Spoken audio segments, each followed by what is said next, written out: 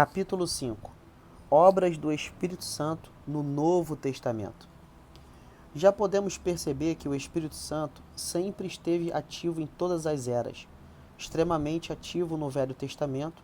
Contudo, é no Novo Testamento que ele está muito mais evidente em Cristo, nos cristãos e no início da igreja primitiva. Enfim, em todos os atos da história, ele sempre agiu.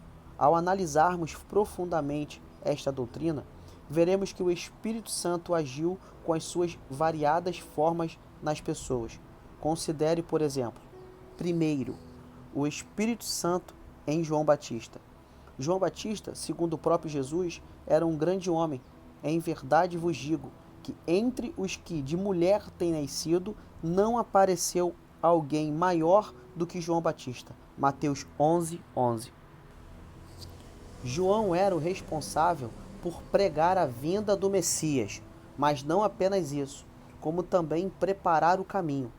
Eis que eu envio o meu mensageiro, que preparará o caminho diante de mim, e de repente virá ao seu tempo o Senhor, a quem vos buscais, e o mensageiro da aliança, a quem vós desejais, eis que ele vem, diz o Senhor dos Exércitos. Malaquias 3, verso 1.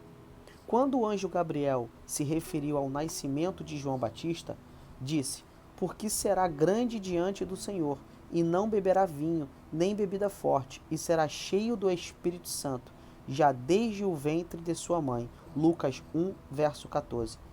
O ministério de João Batista é semelhante ao ministério de Elias. A própria Bíblia nos mostra isso. Eis que vos enviarei o profeta Elias, antes que venha o grande e terrível dia do Senhor.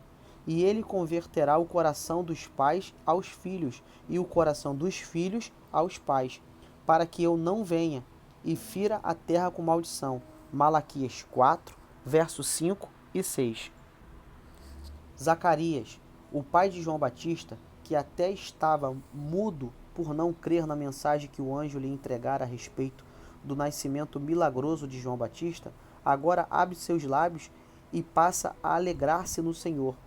E Zacarias, seu pai, foi cheio do Espírito Santo e profetizou, dizendo: e tu, ó menino, serás chamado profeta do Altíssimo, porque hás de ir ante a face do Senhor, a preparar os seus caminhos, para dar ao seu povo conhecimento da salvação, na remissão dos seus pecados. Lucas 1, 67, versículos 76 e 77. João Batista não tinha medo de chamar os homens incrédulos ao arrependimento, e percorreu toda a terra ao redor do Jordão, pregando o batismo de arrependimento para o perdão de pecados. Lucas 3, verso 3. Anunciou a salvação de forma coerente e contundente. Lucas 3, versos 5 e 6. Não se amedrontava em usar toda a sua energia ao chamar a atenção dos pecadores. Lucas 3, versos 7 e 9. Dizer que João Batista realizou tudo isso é descobrir que nele habitava a pessoa e o poder do Espírito Santo. Segundo, o Espírito Santo em Jesus Cristo. A ação do Espírito Santo no ministério de Jesus, como não poderia deixar de ser, foi explícita. Já estava profetizado por Isaías como se daria o nascimento de Jesus. Portanto, o mesmo Senhor vos dará um sinal. Eis que a virgem conceberá e dará à luz um filho, e chamará o seu nome Emanuel. Isaías 7, versículo 14. Quando a jovem Maria, perplexa, indaga como isso aconteceria, o anjo lhe explica: descerá sobre ti o Espírito Santo, e a virtude do Altíssimo te cobrirá com a sua sombra. Por isso também o santo, que de ti há de nascer, será chamado Filho de Deus. Lucas 1, verso 34 e 35.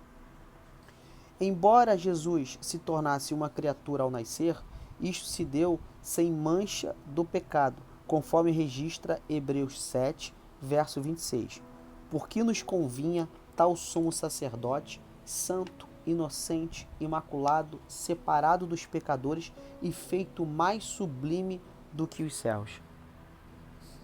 Isto só foi possível por meio da ação do Espírito Santo.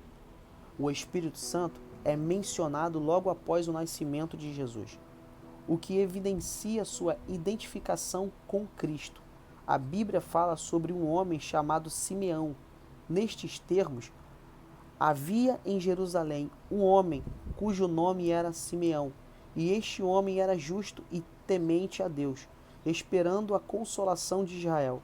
E o Espírito Santo estava sobre ele, e fora-lhe revelado pelo Espírito Santo que ele não morreria antes de ter visto o Cristo do Senhor. E pelo Espírito foi ao templo, e quando os pais trouxeram o menino Jesus, para com ele procederem segundo o uso da lei, ele então o tomou em seus braços e louvou a Deus e disse: Agora, Senhor, despedes em paz o teu servo, segundo a tua palavra, pois já os meus olhos viram a tua salvação, a qual tu preparaste perante a face de todos os povos, luz para iluminar as nações e para a glória de teu povo Israel. Lucas, capítulo 2, do verso 25 ao 32. Na tentação de Jesus, lemos assim: Então foi Jesus conduzido pelo Espírito no deserto para ser tentado pelo diabo. Mateus 4, verso 1. E diz mais: E logo o Espírito o impeliu para o deserto. Marcos 1, verso 12. Vemos também mais uma menção. E Jesus, cheio do Espírito Santo, voltou ao Jordão e foi levado pelo Espírito ao deserto. Lucas 4, verso 1. No ministério de Jesus, vemos o Espírito atuando em sua vida.